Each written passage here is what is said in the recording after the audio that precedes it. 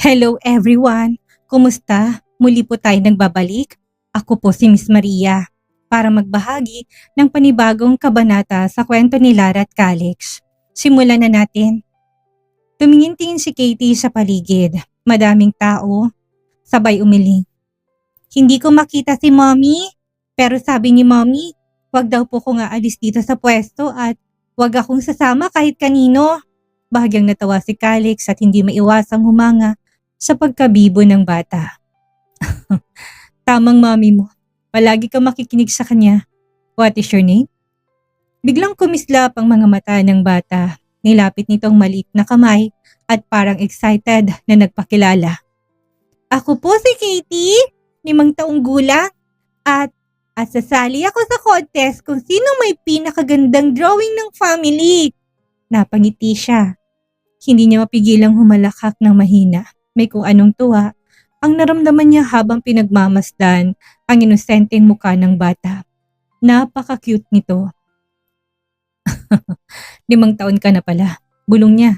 May kakaibang kabog sa dibdib niya. Isang pakiramdam na hindi niya maipaliwanag. Kung nagkaanak sila hindi kagad niya inalis ang alaala ng babae. Hindi niya mabigkas ang pangalan nito. Naupo siya na mas maayos sa mesa. Nakatuto kay Katie at tinanong ulit. Sasali ka sa contest? Kapag nanalo ka, dapat ilibre mo ko ng kape. Yap! Masiglang sagot ng bata, sabay taas ng papel na may guhit na isang buong pamilya. Ikaw ang gumawa ng daddy ko. Gagayahin ko po. Natahimik siya. Ang ngiti sa labi ay unti-unting napalitan ng isang malalim na paghinga. Hindi niya maintindihan kung bakit ang simpleng pahayag ng batang ito ay tila dumiretso sa puso niya. Gusto mo bang laging may daddy sa drawing mo? Tanong niya. Tumango si Katie ng masigla. Opo, para hindi na malungkot si Mommy. Kasi sabi niya, okay lang kahit wala si daddy. Pero minsan, umiiyak siya. Kaya kapag may daddy sa drawing, hindi na siya iiyak. Parang piniga ang puso niya sa mga narinig. Wala siyang masabi at nanatili na lang siyang nakatitig sa masayahing bata. Hindi niya alam kung bakit ganitong nararamdaman niya. Parang may koneksyon na hindi niya kayang itanggi. Kinabukasan, nasa loob ng sasakyan si Calix kasama si Luther. Niyaya niya ito patungo sa site ni tinatayong mall. Nakatutok ang mga mata niya sa kabilang lote kung saan matatanaw ang Love and Coffee. Calix, diretso na ba tayo sa isa pang site? Tapos na tayong mag-inspection dito kahapon na. Tanong ni Luther habang binubuksan ng folder ng mga papeles. Ngunit nang mapansin nito na hindi siya sumasagot, sinundan nito ang tingin niya. Nalaki ang mata ni Luther nang makita si Lara na nakayukot abala sa pag-aayos ng mga mesa at upuan sa labas ng coffee shop. Teka, si Lara ba yan? Ang dati mong assistant? Nitong ibinaba ang salamin ng kotse at sumilip. Oo, siya nga. Teka nga, baka makita ka. Inisasabi niya. Aba, napapailing si Luther. May ngiting puno ng panunokso. Iba palang gusto mong inspeksyonin. Akala ko construction site. Yun pala coffee shop na may magandang barista. Napakunot ang noon niya, agad na nag-ayos ng upo. Don't be ridiculous, malamig na sagot niya. I'm just interested in the land. Strategic to para sa mall. Malaking space ang kailangan para sa parking. Ngunit hindi mapigilan ni Luther ang mapangasar na tawa. Talaga lang ha. Bakit parang ang matagal mong tinititigan ay yung may-ari ng coffee shop? Hindi yung lote. Hindi sumagot si Calix. Sa halip ay nakatutok pa rin ang kanyang mga mata kay Lara na tila babawat galaw nito ay nakakaakit sa kanyang pansin. At kahit ilang taon nang lumipas, ramdam pa rin niyang kirot ng nakaraan. Pero kasabay nito ay may parte ng puso niyang hindi mapigilang humanga sa kagandahan ng babae. Shut up, Luther. Malamig na sabi niya, sabay tingin pabalik sa kalsada. Bakit nga pala hindi niyo nabili ang lupang yan? Sabi ng tao natin, ayaw talagang ibenta. 1 taon na nilang kinakausap ang may-ari, kaya wala nang nagawa. Habang nakamasid pa rin si Calix mula sa loob ng sasakyan, biglang humintong isang itim na mamahaling kotse sa tapat ng Love and Coffee. Bumaba mula dito si Santiago. Bitbit nitong ilang kahon na tila pasalubong at kaagad na tinawag si Lara. "I'm back," bati ni Santiago na niyakap si Lara. Kitang-kita niyang ngiti sa labi ng babae. Saka lamang niya naalalang kasal pa din sila. Yun ang dahilan kaya umiinit ang ulo niya sa tagpo. Ayaw niya na nadudumihan ang pangalan niya. Paglapit ni Santiago ay kusa ng tinulungan si Lara sa pagbubukas ng mga mesa at upuan. Napasinghap si Luther at agad na lumingon sa kanya. Kita nitong pag-iting ng panga habang nanilisik ang mga mata sa direksyon ng dalawa. Mabigat ang dibdib niya, para siyang bulkang sasabog habang pinagmamasdan ng eksenang yun. "Bro," maingat na tawag ni Luther. "Relax lang, baka mag-crack ang windshield sa titig mo." Ngunit hindi siya kumibo. Ang mga kamao niya ay mariing nakatikom sa ibabaw ng tuhod. Sa labas, masayang nag-uusap sina Lara at Santiago. May sandaling natatawang babae sa mga sinasabi ni Santiago at lalong dumilim ang mukha niya sa nasaksihan. "Magkape muna tayo, Luther," malamig na sabi niya, sabay bukas ng pinto ng sasakyan. "Ha? Teka," napakamot ng batok si Luther. Pero wala na siyang nagawa nang mauna na itong maglakad papunta sa Love and Coffee. Nasa labas pa rin sina Lara at Santiago, abala sa paghahanda ng mga mesa at masayang nag-uusap. Dumaan lamang siya sa harapan ng mga to, diretso ang tingin at walang bakas ng pagkakilala. Walang kahit anong pagbati o paglingon, parang mga estranghero lamang silang nakasalubong niya. Kita niyang nakasunod ang tingin na Santiago. Pagkapasok ni Calix at Luther sa loob ng Love and Coffee, agad silang sinalubong ng isang staff. "Good morning, sir. Ano pong order nila?" bati ng barista. Pero hindi niya to pinansin. "Call your boss. I want her to take my order personally." Aniyang malamig ang tinig. Napalunok ang barista, mabilis tong tumango at lumabas upang tawagin si Lara. "Ma'am, kayo raw po yung gusto ni sir na mag-asikaso sa kanya," bulong ng staff. Huminga ng malalim si Lara at dahan-dahang lumapit. Pilit niyang kinakalmang sarili kahit na nanginginig ang kanyang mga kamay. "Good morning po, sir. Ano pong order niyo?" Magalang niyang bati.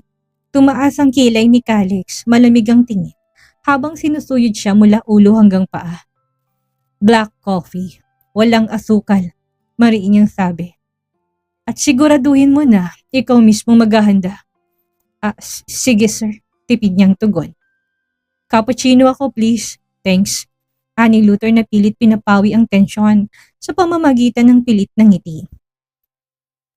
Habang naglalakad siya palayo papunta sa counter, ramdam niyang matalim na mga mata na nakasunod sa bawat hakbang niya. Bakit nandito na naman si Calix? Usually, isang beses lang ang inspection na ginagawa nito upang tiyaking maayos ang project. Hawak niya ang tray habang maingat na nilapag ang tasa ng kape sa mesa ni Calix at Luther. Nanginginig ang kanyang kamay kaya bahagyang tumapon ang mainit na kape sa platito. Agad niya itong pinunasan gamit ang panyo. "Here's your coffee, sir," mahina niyang sabi. Hindi pa siya tuluyang nakakaalis na magsalita si Calix. "Magkanong lote na to?" Napatigil si Lara, nakapakong mga mata sa mesa. Po, ang lupa ng cafe na to," ulit ni Calix. Nakasandal sa upuan at nakatingin ng diretso sa kanya. "Bibilihin ko. Name your price." Nanlamig ang buo niyang katawan. Napatingin siya kay Luther pero nanatili itong tahimik. I'm sorry pero ilang beses ko nang sinabi. I'm sorry pero ilang beses ko nang sinabi kahapon. At uulitin ko ngayon, hindi to for sale." Aniyang mataas ang boses. Bahagyang kumunot ang noon ni Calix. Sumimsim ng kape na para bang sinusukat ang bawat salitang binibitawan. "Everything is for sale. Sabihin mo lang kung magkano." Napalnok siya ngunit nakatingin ng direkta sa mga mata ng dating boss. Ang boses nito ay may halong pait at puwersa. Tila hindi lang negosyong pakay ko hindi paghihiganti. Hindi siya dapat magpakita ng takot. Sa labas ng bintana ng cafe, hindi kalayuan, nakamasid si Santiago. Nakakunot ang noo nito at tila nais makialam. Matagal ang titig ni Calix sa kanya. Hawak nito ang tasa ng kape ngunit hindi man lang ito iniinom. Ang malamig na tinig nito ay muling bumasag sa katahimikan. Hindi ko na uulitin. You know me. What Calix wants, Calix gets. Sisiguraduhin kong mapapasakin ng lupang ito. Nasa pangalan ng tatay ko ang lupang ito. Legal. Wala kang magagawa kung ayaw naming ibenta. Pagtataring niya. Sa hindi kalayuan, pinagmamasdan ni Santiago ang eksena. Hindi na nito nakayanan ng pananahimik. Lumapit ito, marasang bawat takbang, hanggang sa nakatayo na sa pagitan nila ni Calix. Enough. Mariin itong sabi. Kung lupa lang ang pakay mo, maliwanag na walang bentahang magaganap dahil ayaw ibenta ng may-ari. Pero kung ang plano mo'y guluhin ng girlfriend ko, binabalaan kita. Nalaki ang mga mata niya at napasingap sa pagsisinungaling ni Santiago. Naging mabuti silang magkaibigan sa nagdaang 5 taon. Hindi siya humingi ng tulong dito dahil nahihiya siya. Nagsumikap siya kasamang kanyang pamilya. Ang negosyong itong pangarap ng kanyang mga magulang, kaya hindi siya makakapayag na ibenta ang lupa. Saglit na katahimikan, mabilis na gumuhit ang ngiti sa labi ni Calix. Ngiting may halong panunuya. Girlfriend ha? Malamig nitong tugon. Well, let me remind you that we're still married. Huminga siya ng malalim. Yes, may relasyon kami ni Santi. Ani ang tinapangan ng boses. Huwag mo kami guluhin. Saglit na ninigas ang panga ni Calix. Kita sa mga mata nitong pagliyab ng galit at pagkadismaya. Ngunit agad din yung tinakpa ng malamig na expression. I'll make sure that I will get this piece of land. Kaya kung ayaw mo ng gulo, mag-usap tayo. Alam mo kung saan ako hanapin, my dear wife. Anitong tumayo, iniwan ng tasa ng kape na hindi man lang nagalaw. Pagkaalis ni Calix, saka lamang siya nakahinga. Nanginginig ang kamay niya habang pinupulot ang tasa ng kape na iniwan nito sa mesa. Lara, maingat na tawag ni Santiago habang nilalapitan siya. Mabilis siyang napalingon at agad kumawala ang bigat ng damdamin niya. Bakit mo ginawa yun, Santiago? Halos pabulong ngunit puno ng emosyon ang tinig niya. Huwag ka sanang magalit. Huminga ng malalim si Santiago. I just want to protect you. Nakita kung paano kanya tratuhin. Umiling siya, napapikit sandali. Santi, ikaw ang inaalala ko, baka madami ka sa galit niya. Kung magagalit siya, then let him. Mariing sagot nito.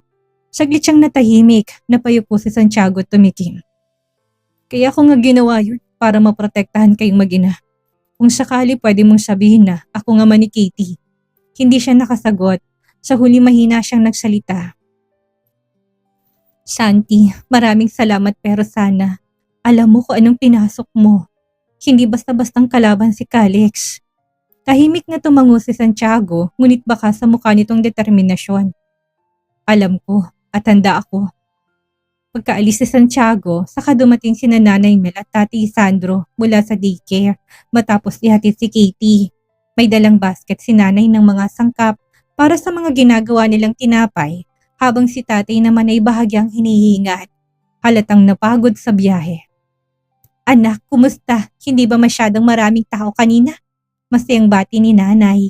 Napilitang ngumiti si Lara. Ayos lang, Nay. Dumagsalang kanina kasi malakas ang ulan pero kaya naman. Tahimik na mupo si Tatay Sandro sa isang sulok at nagkape. Sandaling nagpalitan sila ng kwento hanggang sa pasimple siyang nagtanong. Nay, Tay, bumuntong hininga siya. Itatanong ko lang po, kumusta na bang titulo ng lupa natin? Wala namang problema, hindi ba? Nagkatinginan ng mag-asawa, halatang may bigat sa kanilang mga mata. Si Tatay Sandro ang unang nagsalita, mahina ang tinig. Anak, hindi namin kaagad nasabi sa'yo nung nagkasakit ako ng malala. Wala tayong choice kundi isanla ang lupa. Malaki ang nagastos sa ospital at nahiya na kami sa'yo dahil ikaw ang gumagastos sa lahat. Lalaki ang mga mata ni Lara. Ha? Sinanla? Halos mabitawan niyang hawak na baso. Kanino? Lagot na kung malaman ni Calix na nakasanla ang lupa. Magkakaroon to ng pagkakataong bilihin ang lupa nila. Pagkatapos ng mahabang pag-uusap kasamang mga magulang, dumiretso si Lara sa maliit na chapel na nasa bayan. Tahimik ang loob maliban sa mahina at paulit-ulit na himig ng organong ginagamit sa misa. Lumod siya sa harap ng altar, mahigpit na magkasalikop kamay at saka pumikit. Panginoon, hindi ko na alam kung hanggang saan ko pa kakayanin, mahina niyang bulong. Para kay Katie, para sa pamilya ko, sana bigyan pa po ninyo ako ng lakas. Huwag po ninyong hayaan na mawala ang munting kabuhayan namin. Ramdam niyang bigat ang dibdib na gumaan dahil sa pagdarasal. Pinunasan niyang luha bago tumayot nag-sign of the cross. Paglabas niya sa chapel, naglakad siya pabalik sa coffee shop. Lara! Napatigil siya. Pamilyarang tinig. Paglingon niya, halos mabitawan niya ang hawak na bag. Lolo Matias? Gulat niyang sambit. Nasa isang wheelchair ang matanda at may kasamang driver na tulak dito. Kahit bakas ang panghihina sa mukha nito, malinaw pa rin ang matalim at mapagmatsyag nitong mga mata. Mabilis siyang lumapit at lumuhod sa tabi nito. Lolo, Diyos ko, hindi ko inakalang magkikita pa po tayo. Kumusta na po kayo? Ngumiti ang matanda, bagamat may bahid ng pagod. Okay naman ako. Ikaw talaga ang pakay ko kaya kita pinuntahan dito. Dama niyang bigat ng tinig nito. Saglit na tumingin si Lolo Matias sa driver at tumango. Binuksan ng driver ang pinto ng nakaparadang kotse. Lara, sumama ka muna. May kailangan tayong pag-usapan. Importante ito. Nag-alinlangan siyang sandali. Kabado at nagtataka kung bakit bigla na lang tong lumitaw. Pero nanaig ang pananabik at paggalang niya sa matanda. Tumango siya at marahang tinulak ang wheelchair ni Lolo Matias papasok sa kotse. Pag-upo niya sa loob, ramdam niya kaagad ang tensyon. Hinawakan ni Lolo Matias ang kanyang kamay na nanlalamig. Sa loob ng kotse, hindi kagad siya makapagsalita. Nakatingin lamang siya kay Lolo Matias habang pinipisil nito ang kanyang kamay. Sa wakas, napapabuntong hininga siya at mahinang tinig na lumabas. Lolo, pasensya na po. Sa lahat ng nangyari 6 na taon nang nakakaraan. Sa gulong iniwan ko, sa pangalan ko na nadungisan. Nanginginig ang boses niya at muling nag-init ang mga mata sa luha. Ngunit bago pa siya tuluyang lamunin ng bigat ng damdamin, ngumiti ng marahan ng matanda at umiling. Shh! Apo, wala kang dapat ipagpaumanhin. Alam kong hindi mo magagawang pagtaksilan si Calix. Matagal ako nagpagamot sa ibang bansa at ngayon lang ako nakabalik. Nagpaimbestiga ako at natuklasan kong totoo. Nalaki ang mga mata ni Lara. Lolo, tumikim si Lolo Matias. Saka nagpatuloy. Hindi mo ba naisip? Kung totoo ngang traidor ka, bakit hanggang ngayon ay hindi mo ginagalaw ang 50% ng shares ng kumpanya?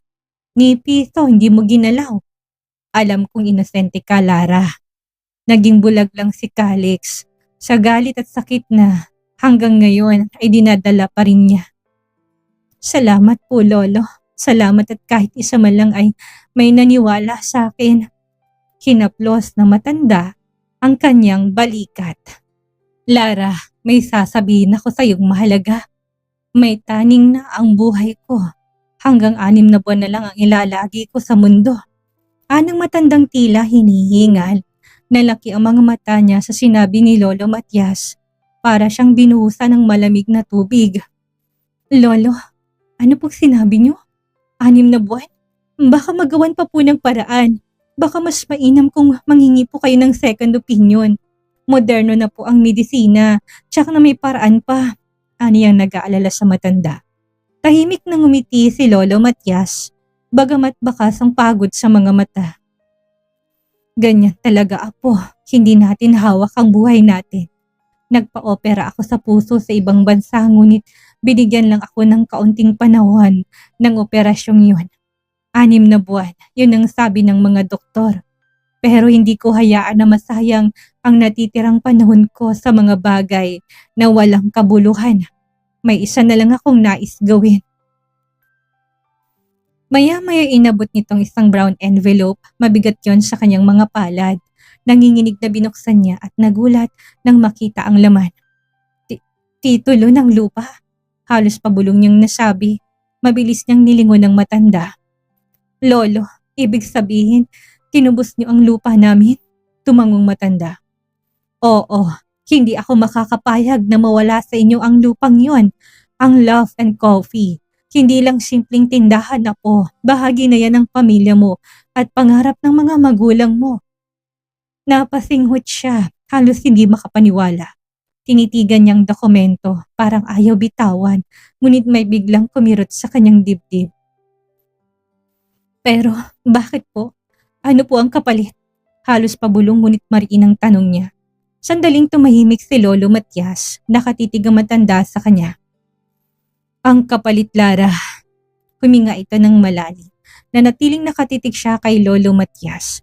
Halos hindi makapaniwala sa bigat ng mga salitang naririnig. Umubo ng bahagya si Lolo Matias, ngunit pilit itong magsalita. Hanggang ngayon ay hawak mo pa rin ang 5% ng shares. Lara, alam mo ba kung anong sitwasyon ngayon sa Megawide? Dahan-dahan siyang umiling, ramdang bigat sa kanyang dibdib. Pinagtutulungan si Calix, diretsong sabi ng matanda. Si Ricardo, mapanling lang at gahaman, unti-unti nang sinasakop ang lahat. Nakuha niya ng shares nila kasi amilat ang maging kay Casper. 40% ng hawak niya ngayon. Habang si Calix, natigilan si Lolo Matias. Tila pinipigilan ng galit. 10% na lang ang natitira sa kanya. Nabigla si Lara, napakapit sa gilid ng wheelchair ng matanda. 10? Paano? Paano nangyari yun? Mahinang ngumiti si Lolo Matias, may halong pait. Matalino si Ricardo. Alam niya kung saan bibira, kung sinong kayang suyuin at kung anong kahinaan ang pwedeng samantalahin. Kinuha ni Lolo Matias ang kamay niya. Kung babalik ka, apo, magiging 60% ulit ang kabuuan ng shares ninyo ni Calix. Mapapantayan mo at mahihigitan pa ang hawak ni Ricardo. Pero higit pa riyan, makakatulong ka kay Calix. Hindi man niya aminin pero kailangan ka niya. Tumitig siya sa matanda. Nangingilid ang luha. Lolo, garalgal ang kanyang boses. Hindi po ganon kadali ang pinapagawa ninyo. Minsan, ang katotohanan ay parang isang matalim na kutsilyo. Masakit kapag tumama pero kailangan para maalis ang lahat ng sugat na nabubulok sa loob ng matagal na panahon. Sa episode na to, nasiksahan natin ang muling pagtatagpo ng mga pusong sugatan. Nakita natin ang pait sa mata ni Calix at ang pilit na katapangan ni Lara. Ngunit higit sa lahat, nalaman natin ang isang katotohanan ng 6 na taon nating hinintay. Inosente si Lara. Pero heto ang tanong, mga ka-summer. Sapat na bang katotohanan para burahin ang 6 na taong galit? Si Lolo Matias ang nagbukas ng pinto para sa isang pagkakataon, ngunit kapalit ito ang mabigat na responsibilidad na bumalik sa mundong halos sumira sa pagkatao ni Lara. Ang aral natin para sa kabanatang ito, huwag tayo magpapadala sa mga ebidensyang nakikita lang ng ating mga mata. Ang galit ay mabulag at ang pagmamadaling humusgay madalas na nagre-resulta sa pagsisising hindi mababayaran ng kahit na anong yaman. Minsan kailangan nating tumigil, humingat maghintay ng kusaring lalabas ng liwanag ng katotohanan. Ang tanong ngayon, susugal ba si Lara? Babalik ba siya sa Megawide para iligtas ang lalaking sumira sa kanya? O mananatili siya sa kanyang tahimik na buhay para protektahan ang sekreto tungkol kay Katie? Ang laban para sa katarungan ay nagsisimula pa lamang at sa mundong puno ng traidor at gahaman, ang tanging sandata ay ang tamang pagpili. Huwag kalibutang mag-subscribe at mag-iwan ng inyong opinyon sa ating comment section. Sa tingin nyo ba, dapat bang patawarin ni Lara si Calix? Abangan natin ang susunod na yugto. Hanggang sa muli.